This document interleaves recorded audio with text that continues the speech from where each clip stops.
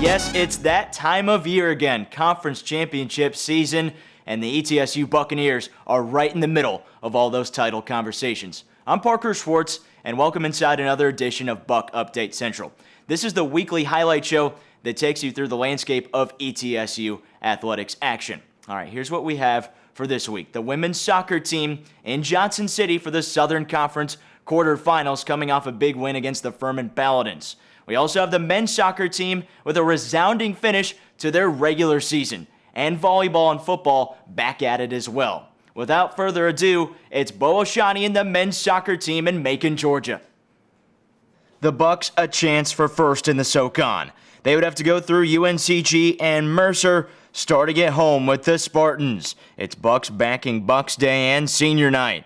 A special night, a special game, and in the 31st minute, a center back defender, perhaps the least likely to do this, does Joe Pickering with the goal off a set piece from Serge Gomez, the third goal of the month for the freshman Englishman. UNCG with 2 yellow cards in the second half, the first on Rovan Walfelt. Some shots off the mark for the Spartans as Sutherland and company blanks UNCG in 1-0 fashion.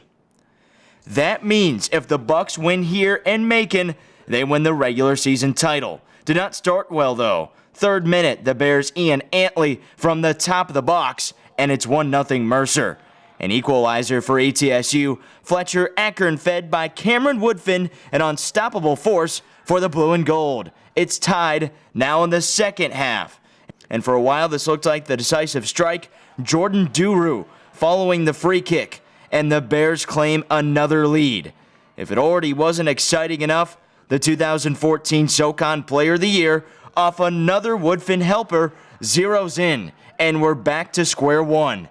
In regulation, Hamayo, so nifty and shifty, and the Bucs pull off the improbable comeback, win the SoCon for the first time ever.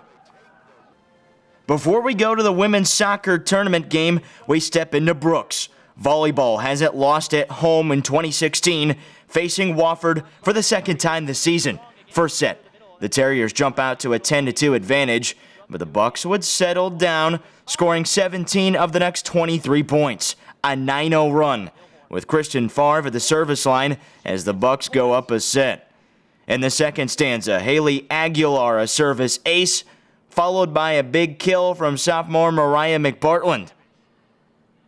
As the Bucs led 2-0, they closed it off in straight sets.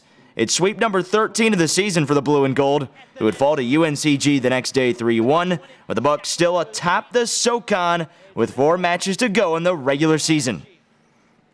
Aiming the attention back on the pitch, it's the tournament quarterfinals. Western Carolina coming off a double OT win over Wofford, and a good start for the Catamounts, ripping off a couple shots on goal.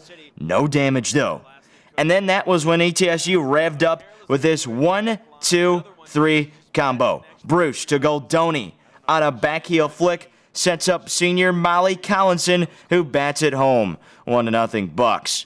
To the second half, a foul in the box. That's a penalty kick taken by Casey Cook. She nets it, and on a second look, keeper Leanne Cutshall just inches away from a stop. We're tied. Minutes later, here's what happened. ETSU marches on to the SoCon semifinals on Friday to face the Mercer Bears in Johnson City.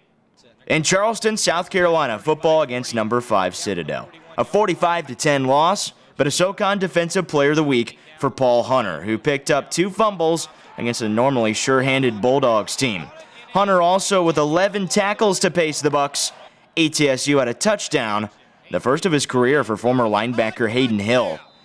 ETSU with the Mercer Bears next Saturday. All right, hopefully by this time next week, we'll be talking about a women's soccer Southern Conference Championship, wins for football and volleyball as well. Want to thank our entire crew. This has been another edition of Buc Update Central, and I've been Parker Schwartz.